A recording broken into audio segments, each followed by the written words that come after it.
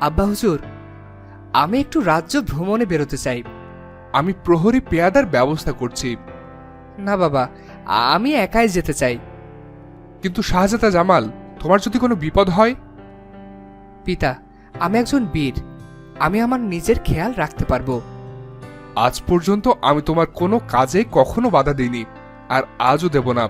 আর তোমার উপর আমার পুরো ভরসা আছে। ঠিক আছে আব্বা হুজুর, আমি কালই রওনা দিতে চাই। রাজপুত্র একটি ঘোড়া নিয়ে রওনা দেয় রাজ্য ভ্রমণে। বেশ কয়দিন পার হয়ে গেল। নিজের রাজ্য তো ভ্রমণ করা শেষ, এবার একটু অন্য রাজ্য ভ্রমণ করব।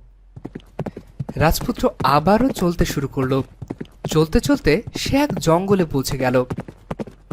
এ তো দেখছি অনেক বড় জঙ্গল। খুব পিপাসাও লেগেছে আমার।